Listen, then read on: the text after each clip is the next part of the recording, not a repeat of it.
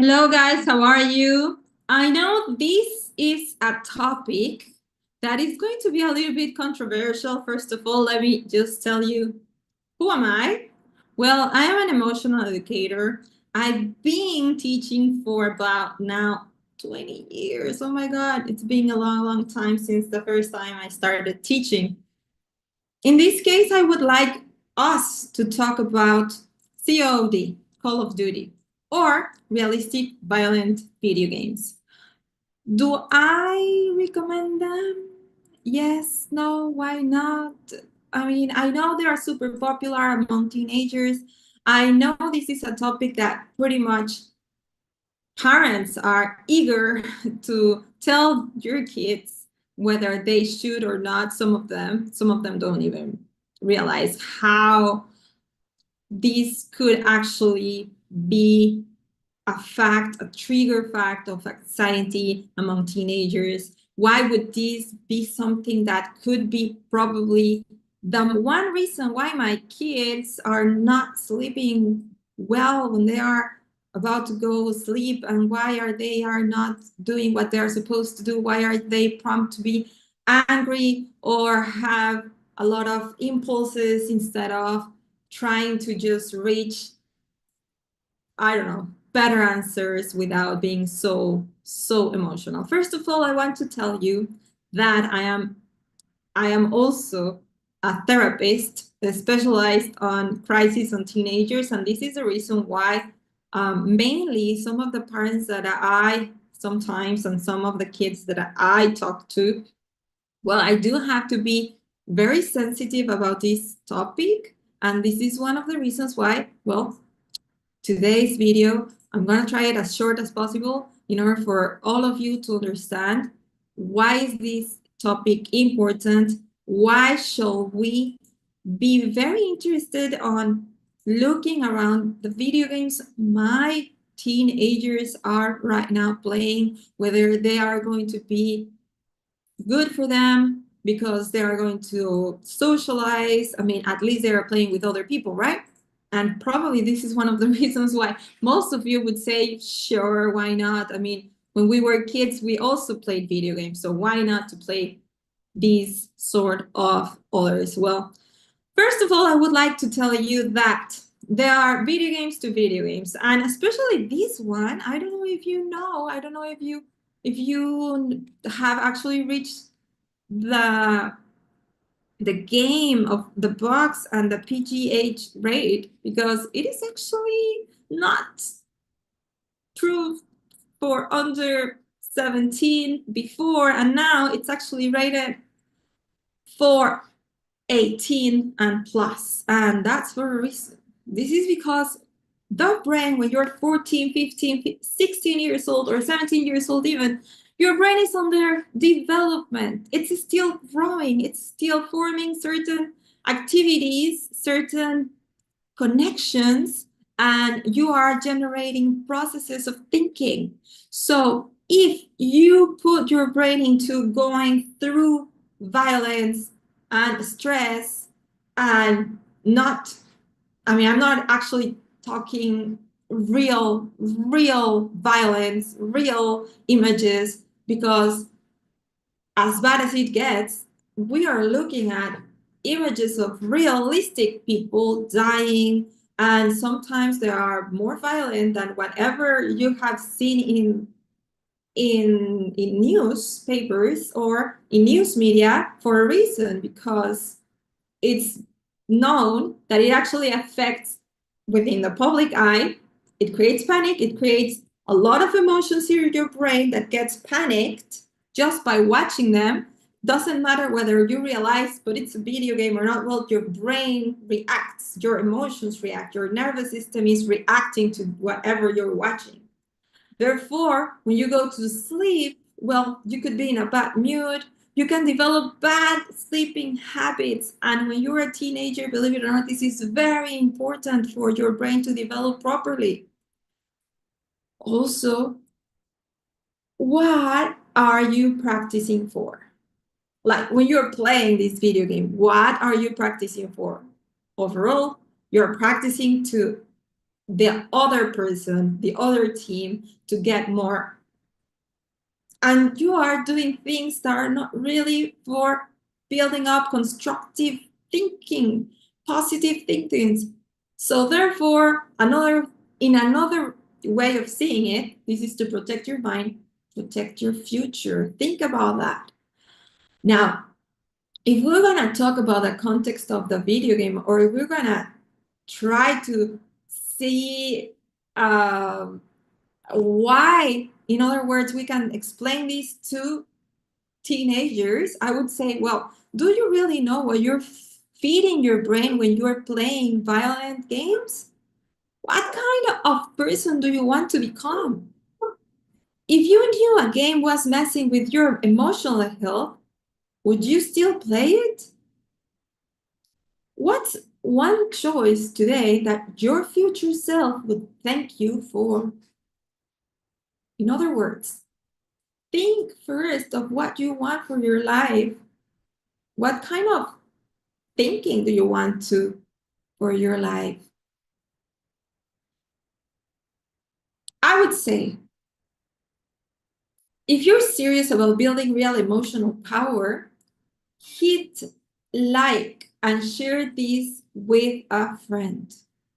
This is for us to protect our teenagers, because another fact was, according to the studies done in psychology to people, to shooters in schools, well, one of the games that all of them were playing was one of this. And also, did you know this game was actually done for military purposes? Why do you think it was built for military purposes? This is called disassociation method. It's a methodology. So first of all, militaries are going to get and build up strategies, to the other one, to pretty much knew that they are going to be harming another team, but hey, doesn't really matter. It's just a video game, right? Realistically thinking and seeing this, when you're a teenager, your brain not particularly actually notice that this is actually just a video game. And that's the reason this kind of images and this kind of way of thinking, you are developing these processes of thinking, but you're not really capable of separating one thing of the other emotionally. So, in other words, also try to consider something very, very important. If you could decide, in other words, to be able to play or to be constructively about the way that you're impacting your life, think about these 10 facts of this game in particular. They're using extreme violence. This is for a fact. The game shows graphic violence, shooting, blood, death scenes, very close to real-life combat. Realistic war themes. It's all about torture. It's all about realistic world conflict, heavy stuff, not meant for kids or teens. It has a lot of strong F language, S words in the middle of the game and in the storyline. So you're reading this kind of constant language, cursing words all over. It sure has a rating, gore, and blood, but you are looking at open wounds, your body damages in a very realistic way. It's not very cartoonish like some other games, which, well, some parents allow them because, well, at least there are cartoons that are not very realistic, which I wouldn't actually say yes to those either. But, well, they are very popular, and some of you consider it's okay because they are cartoonish. Some games in the series mention, well, the drug use, and they show it. They also imply certain interrogation scenes, and these interrogation scenes, well, they also put characters forcing into violent situation named torture. So They also, come on, they do something that I'm not supposed to use in YouTube for a reason, but they use it, which is like terrorism deceptions. So it's deeply traumatic in real life. It also has dark psychological themes. It shows betrayal, revenge, mental breakdowns, a lot of post-traumatic stress disorder in soldiers. And it's showing it in very realistically. It pretty much glorifies violence all over. Even if it's about heroes, the gameplay still rewards players for violence as the solution, to the problems. It does impact on emotional health. Studies show games like these can raise aggressive thoughts and lower emotional sensitivity, especially for younger brains. That's a huge reason it's rated for adults only. In other words, do I recommend this? Not at all, not for teenagers. And if you're not gonna become a military person, not even for you. I mean, out there are a lot of more games that you can actually use to actually prove yourself a better person. You can identify better way and strategic ways of growing up, building up healthier decisions and choices. Therefore, if you tell me, I would say, no, let's make, come on, world is already what it is for what it is. Why to put us into those situations where we're going to be even more into a lot of stress? Also, after this, when you are playing for hours and you are under stress for more than an hour, your brain activity becomes sad. It becomes a lot less willingly to go outside and really enjoy what nature is. You get very, very bored about life and any other type of actions.